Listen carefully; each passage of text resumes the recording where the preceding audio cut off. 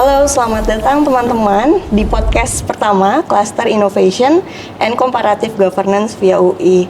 Hari ini telah bersama dengan kita Bapak Wawan selaku Deputi ya Pak di bidang pendidikan dan peran serta masyarakat dari Komisi Pemberantasan Korupsi, teman-teman. Terima kasih banyak Pak untuk kesempatannya pada hari ini. Pak, kita ingin diskusi nih Pak, karena kalau kita bicara tentang pembangunan berkelanjutan ya teman-teman, kita sering sekali fokus hanya pada aspek lingkungan dan ekonomi Pak. Tapi kita sering lupa gitu ya, ada satu fondasi yang sering terlewat, yaitu tata kelola yang bersih Pak, yang padahal itu menjadi dasar ya Pak dari tata kelola lingkungan dan ekonominya itu sendiri. Jadi pada hari ini kita akan banyak diskusi terkait hal itu bersama Pak Wawan seperti itu. Baik Pak Wawan, mungkin pertanyaan pertama Pak dari kami, melihat bagaimana sih Pak Bapak melihat gitu ya Pak hubungan tadi antara tata kelola yang bersih gitu dengan sustainable governance itu sendiri Pak? Ya, Komisi Pemberantasan Korupsi sejak tahun 2002 itu melakukan tugasnya, salah satunya adalah penindakan. 2002 sampai 2025 ini nggak selesai-selesai juga penindakan kan gitu, ditindak lagi. Tidak berkurang, bahkan cenderung bertambah gitu. Oleh sebab itu kesimpulan kami, kalau kita hanya melakukan penindakan saja tanpa kita melakukan perbaikan sistem termasuk tata kelola di dalamnya itu, maka ya akan begini terus kan begini di sini. Nah, oleh sebab itu pendekatan berikutnya adalah KPK melakukan pendekatan pencegahan melalui perbaikan sistem termasuk tata kelola di pemerintahan di situ. Supaya apa? Supaya terbebas dari tadi celah-celah orang melakukan tindak pidana korupsi. Kebanyakan kalau kita lihat dari hasil riset itu, mereka melakukan suap menyuap, termasuk juga pemerasan dan lain-lain, itu karena adanya orang yang melayani dan yang dilayani kan gitu sih. Dan mereka biasanya ketemu secara fisik di sini. Nah, oleh sebab itu salah satunya dari hasil kajian itu, maka yang harus kita lakukan adalah memotong pertemuan tadi supaya tidak terjadi hal-hal yang sudah diungkap tadi di sini. Oleh sebab itu kita dorong bagaimana untuk menutup celah-celah tadi itu adalah perbaikan sistem. Salah satunya adalah kita dorong penggunaan teknologi informasi. Apakah dengan penggunaan teknologi 100% akan hilang korupsi? Enggak juga gitu kan sih. Tapi paling tidak di era sekarang satu keniscayaan menggunakan teknologi informasi supaya apa? Supaya pertemuan tadi itu hilang, sehingga upaya-upaya untuk melakukan pelayanan melalui aplikasi penggunaan teknologi informasi itu juga bisa menghilangkan hal-hal yang sudah terjadi. Pendekatan ketiga adalah sistem diperbaiki, tata kelola diperbaiki, bagaimana dengan orangnya. Oleh pendekatan ketiga adalah pendidikan, harapannya tentu orang-orangnya, para pejabatnya, termasuk masyarakatnya. Karena korupsi terjadi karena dua pihak, masyarakat yang ingin dilayani, di pemerintahan yang melayani kan gitu. Kesepakatan dua pihak di situ. Maka dua pihak ini harus kita ingatkan supaya mereka melakukan gerakan-gerakan anti korupsi, termasuk menjaga integritas dalam melaksanakan tugasnya, baik diri sendiri maupun untuk masyarakat sendiri. Oke Pak, menarik ya Pak, tadi kita bicara soal tidak hanya penindakan seperti itu ya teman-teman, tapi juga pencegahan. Kalau kita bicara Pak tentang isu lingkungan dan ekonomi, itu kan banyak sekali ya Pak kasus yang mungkin Pak Wawan dan teman-teman di KPK juga menangani dari kasus pertambangan ataupun kasus-kasus pemanfaatan sumber daya ekstraktif lainnya seperti itu Pak. Kalau kita bicara tadi dari segi pencegahan yang bisa dilakukan, ada pembangunan sistem juga ya Pak ya di sektor itu. Tapi tadi Pak terkait bagaimana cara melakukan intervensi pencegahan di manusianya Pak di sektor itu, karena kita tahu di sektor ekstraktif ini Pak multi stakeholder, kompleksitasnya tinggi, interestnya tinggi. Nah ini bagaimana ya Pak caranya gitu ya, atau yang sudah dilakukan KPK untuk mengintervensi hal-hal tersebut? Jadi kalau dari perbaikan sistem tata kelola tentu salah satunya melalui regulasinya. Jadi KPK punya yang namanya CIA ya, Corruption Impact Assessment. Jadi untuk melihat sejauh mana regulasi yang dibuat itu, bahkan kadang-kadang kita melakukan pasal per pasal atau ayat per ayat gitu kan di sini. Kadang-kadang kan ada juga yang kita kenal dengan namanya state capture corruption. Betul. Jadi korupsinya tidak terlihat, tapi disisipkan gitu kan ya, dalam bentuk regulasi-regulasi tadi dalam satu ayat, satu pasal dan lain-lain, sehingga kalau regulasi itu jadi, padahal di dalamnya adalah ada titipan-titipan dari sekelompok orang, maka nanti yang akan diuntungkan hanya sekelompok orang tersebut saja gitu kan, dalam bentuk regulasi tadi. Maka regulasinya harus kita perbaiki juga, kita lihat kalau memang perlu harus kita perbaiki, kita berikan untuk perbaikan di sini. Galtung mengatakan bahwa tidak cukup regulasi tata kelola yang baik, tapi kalau orangnya juga tidak berintegritas. Jadi maka kami di KPK sendiri selalu mengingatkan gitu kan sini, masyarakat luas atau komunitas ataupun para pejabat gitu kan ya, untuk mengingatkan kembali bahwa ada nilai-nilai yang harus kita pahami, kita tanamkan dan kita implementasikan dalam kehidupan sehari-hari. Yang kita kenal dengan Jumat bersepeda kakak tadi, 9 nilai tadi dari Jumat itu sebenarnya jujur, mandiri, tanggung jawab. Bersepeda itu berani, sederhana, peduli, disiplin, adil. Kakaknya itu kerja keras. Nah, 9 nilai inilah yang kita coba tanamkan, tumbuh kembangkan dari mulai, kalau saya katakan nilai-nilai ini kita sosialiskan dari mulai PAUD sampai orang menjelang maut gitu kan sini. Para pejabat nih yang udah tua-tua ini kan orang menjelang maut gitu kan sini. Dengan cara yang berbeda tentunya, dengan disesuaikan dengan kondisi di lapangan dan kondisi siapa audiensnya di sini. Kalau untuk orang-orang yang sudah tua dan lain-lainnya, kita hanya sekedar mengingatkan. Kita jaga dengan sistem, kita jaga dengan hukum, tapi kita ingatkan juga pribadinya supaya apa? Dua hal ini seimbang antara sistem yang bagus dan orangnya berintegritas, orangnya punya nilai-nilai anti korupsi, maka ini seiring sejalan gitu sih. Karena sistem sebagus apapun juga kalau orangnya masih punya niat. Dan yang paling kalau untuk yang tadi ya, untuk hal yang sifatnya yang sudah jadi pejabat dan lain-lain, kami juga mengajak serta keluarga. Jadi dari hasil riset kami juga bahwa kecenderungan mereka melakukan korupsi itu salah satunya adalah faktor keluarga. Keluarga yang mendukung supaya pasangannya atau kepala keluarga untuk melakukan korupsi karena sifat-sifat hedonisme dan lain-lain tadi, atau keluarga yang cuek gitu. Nah, sebodoh lah, bapak mau dapat uang dari mana aja terserah, gimana cara terserah, yang penting saya dapat gitu ya. Seorang ibu, mohon maaf nih, seorang istri tidak pernah menanyakan asal usul yang didapatkan dari suami. Nah, harusnya sebagai istri yang berintegritas tadi harusnya berani bertanya, ini dari mana, gitu kan ya, dan seterusnya. Nah, upaya-upaya inilah yang kita lakukan tadi, baik dari formal masuk ke kurikulum, ke SD, SMP, SMA dan mulai PAUD tadi, atau bentuk-bentuk yang program-program yang informal tadi, termasuk ke keluarga dan seterusnya. Nah, ini harapannya tentu tidak cukup oleh KPK sendiri, karena KPK sekali lagi hanya sekedar membuat program, mengingatkan, tapi kita berharap juga peran serta masyarakat gitu di sini. Artinya teman-teman yang sudah mendapatkan bimbingan teknis dari KPK, mendapatkan sosialisasi dari KPK, ya melaksanakan dan mengajak orang lain gitu untuk melakukan hal yang sama gitu. Nah, harapannya kalau ini menjadi gerakan bersama masyarakat Indonesia termasuk para anggota keluarganya tadi, insya Allah gitu sini. Tata kelolanya bagus, regulasinya kita jaga dengan baik, orang-orangnya juga berintegritas karena dijaga oleh keluarga-keluarganya, masyarakat dan lain-lain. Baik, Pak.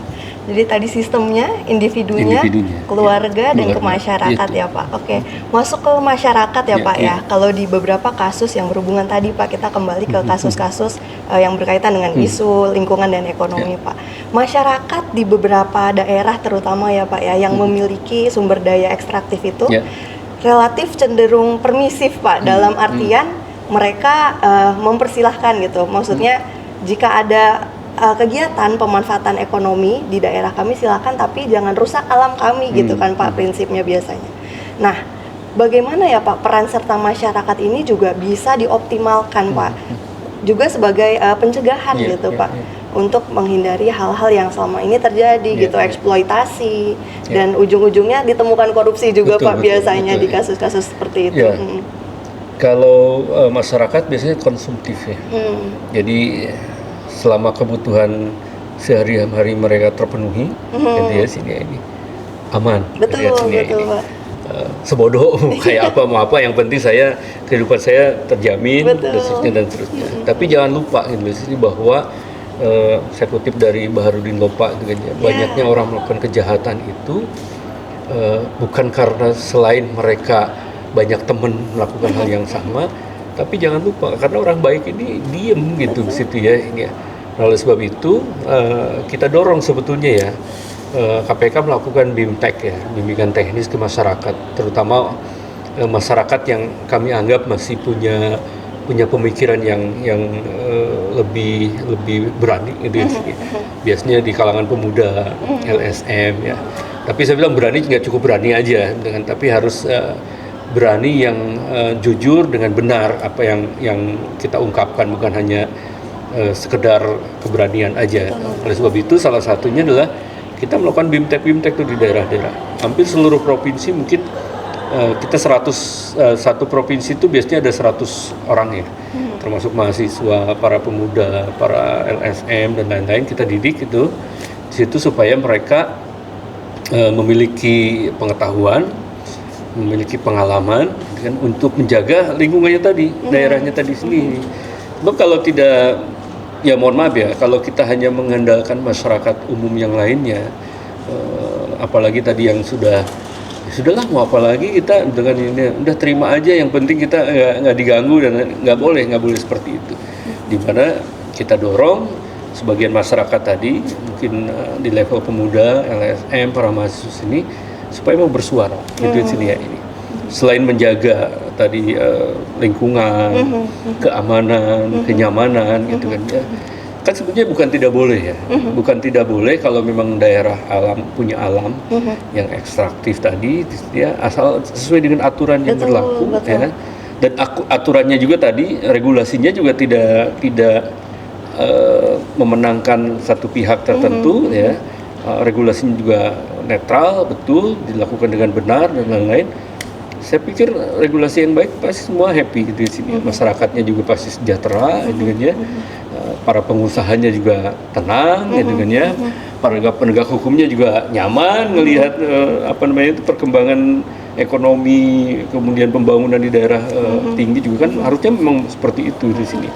Hanya kadang-kadang tadi dari sisi sistem ada celah yang digunakan oleh oknum tertentu dan sebagian masyarakat, gitu kan ya, memanfaatkan isu-isu tertentu untuk jadi akhirnya memperkeruh suasana.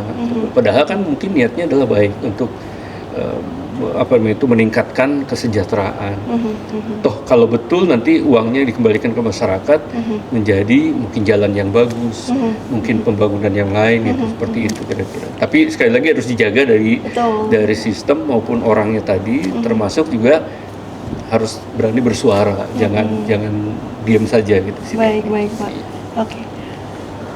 Tahun ini Pak, kita memasuki 25 tahun ya Pak desentralisasi di Indonesia. Iya. Undang-undang otonomi daerah betul ya. Pak.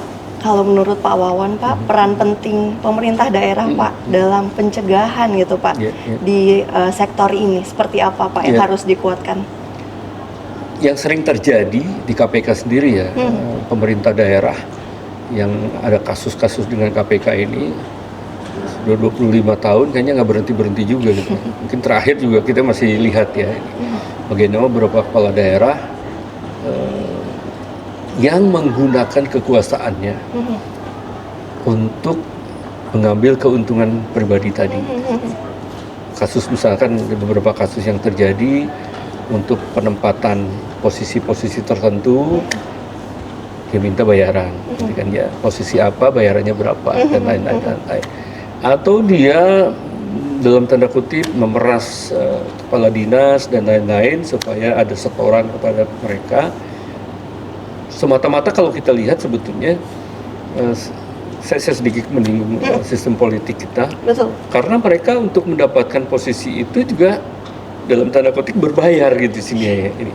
Sehingga pada saat dia menjadi kepala daerah, akhirnya gimana nih uang yang saya sudah keluarkan itu supaya kembali. Satu-satu yang dia lakukan daerah, ada kepala daerah itu adalah tadi mengutip dari kepala dinas untuk posisi tertentu dengan mengutip pembayaran di sini ini. Atau dia menitipkan kepada kepala dinas tertentu yang anggarannya cukup besar untuk disisihkan untuk menjadi bagian dari dia. Gimana caranya terserah lu dengan gitu kan, yang penting sekian persen harus datang ke saya misalnya gitu. Nah, sebetulnya kalau kita lihat ya upaya KPK apa misalnya ya, KPK juga melihat ke belakang di situ. Ini sistem politik kita masih kurang bagus di sini ya, karena beberapa daerah yang cenderung tadi ya, dari awal saja untuk mendapatkan posisi rekomendasi misalnya, beberapa daerah partai-partai masih mengutip kepada calon-calon di situ ya, belum biaya kampanye, belum biaya yang lain-lain di sini ya. Pertanyaan kita waktu itu begini, loh partai kenapa bukannya harusnya mendukung kepala daerah ya? Iya, Kok malah minta ke kepala daerah? Kata partai, ya saya untuk kehidupan sehari aja masih kembang-kempis Pak, kembangan Kembali itu. ke sana. Bukannya sudah ada bantuan politik, ya. bantuan dana politik dari pemerintah. Dulu itu masih Rp108 per suara. Itu di sini.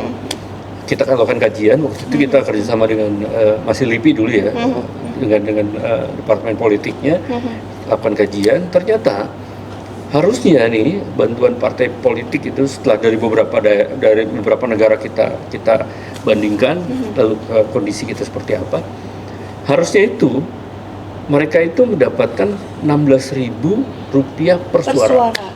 Jauh ya Pak? Jauh benar. Jadi ini cuma 108. Betul. Makanya kita bersurat ke presiden waktu itu, kalaupun tidak 16.000 ya paling tidak 10.000 lah gitu kan sini. Kita bersurat ke presiden waktu itu dan alhamdulillah respon dari mereka bertahap. Itu terakhir itu Rp1.000. Jadi Rp100 menjadi Rp1.000, 108 menjadi Rp1.000. Dan bertahap menjadi 2.500, 3.000 dan seterusnya sampai 10.000. Tapi kita juga minta begini, kalau pemerintah memberikan bantuan kepada partai politik, tentu dari hasil kajian kami juga ternyata tidak semua partai politik punya sistem integritas partai politik. Betul. Jadi dari mulai sistem rekrutmen, kaderisasi, pengelolaan keuangan partai yang terbuka itu di sini ya, kemudian demokrasi internal mereka seperti apa, kemudian etik, kode etik dan lain-lain di kepartaian seperti itu. 5 hal inilah yang kita sebut dengan SIPP, supaya partai politik melaksanakan sistemnya secara berintegritas. Nah, secara bertahap, kalau 2 hal itu, SIPP-nya jalan, ya, sistem perpolitikan jalan, bantuan partai politiknya jalan, secara kalau kita lihat timeline-nya misalnya seperti itu, harusnya pada saat tertentu pada bantuan partai menjadi 10.000, lalu sistem partai politik sudah bagus, hal yang tadi nggak akan terjadi lagi. Ya, ada jadi titik di mana bertemu ya Pak ya. Jadi tadi kepala ya, daerah udah nggak perlu stabilan. lagi itu ngumpulin duit untuk melakukan kampanye dan lain-lain. Orang nggak perlu lagi, semuanya sudah lewat partai politik. Partai politik sudah melakukan kaderisasi, sudah rekrutmen dan lain-lain, sehingga begitu bentuk pilkada, ya dia udah punya nih si Anu berikutnya kayak gitu. Kalau sekarang kan belum gitu di sini. Dan sistemnya sekarang masih kita dorong juga sebetulnya ya, supaya tadi kalau itu dilakukan maka tidak ada yang instan tiba-tiba muncul karena dia figur, public figure, karena dia punya duit dan lain-lain. Mengandalkan popularitas ya. Sehingga termasuk masyarakatnya juga harus kita didik juga ya. Kita didik supaya tidak memilih hanya karena pemberian dan lain-lain. Memang tugas kita semua berat. Bukan hanya tugas KPK ini ya. KPK hanya men-trigger, tentu kerjasama dengan pemerintah juga di kementerian atau lembaga pemerintah, supaya ini semua termasuk perguruan tinggi tentunya bagaimana menciptakan sistem perpolitikan kita yang bagus.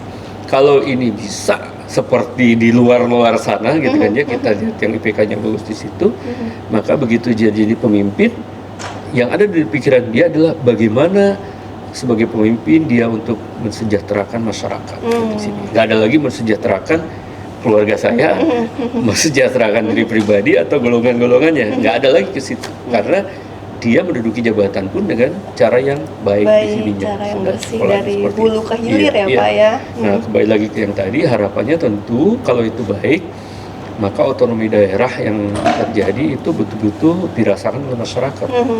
Kan dulu dibuat seperti itu tuh supaya tidak kejauhan tuh dari Betul, pusat ke betul. masyarakat di daerah itu tidak kejauhan, tapi lewat daerah termasuk daerah yang punya sumber daya alam tadi di situ diambil, kemudian diproduksi, kemudian hasilnya mungkin dijual, hasilnya balik lagi ke masyarakat gitu situ ya. Sekarang mungkin DBH dan lain-lain misalnya. Tapi kan hampir kalau kita lihat beberapa daerah yang di situ sumber alamnya besar, produksinya tinggi, tapi berbanding terbalik dengan kondisi masyarakatnya. Nah itu yang mungkin yang kita merasa prihatin dan harapannya tentu dengan perbaikan-perbaikan ke depan tadi, baik sistem politiknya, regulasinya, termasuk orang tadi di situ supaya kembali lagi dengan otonomi daerah itu masyarakat merasakan gitu. Pemerintah hadir, tidak menunggu dari pusat gitu kan ya, tapi seperti itu. Tapi itu baru harapan dan impian kita ya. Betul, belum Pak. nyampe ke situ kita ya. Betul. Beberapa daerah mungkin sudah ya. Baik Pak, kompleks sekali ya teman-teman ya. Tadi kita sudah banyak bicara, diskusi gitu ya dengan Pak Wawan dari hulu ke hilir gitu ya Pak ya. Melibatkan banyak aktor dari sistem, individu, keluarga, dan masyarakat itu sendiri. Kita sudah sampai di ujung diskusi kita Pak di podcast Klaster ICG via UI kali ini teman-teman. Membangun Indonesia bukan hanya soal infrastruktur atau pertumbuhan ekonomi saja, tapi juga soal membangun tadi tata kelola yang bersih ya Pak ya. Keberlanjutan sejatinya lahir dari tata kelola yang bersih dan berintegritas. Terima kasih Pak Wawan atas insight-nya, penjelasannya yang sangat luar biasa. Kita bertemu lagi di podcast Cluster Innovation and Comparative Governance via UI yang selanjutnya.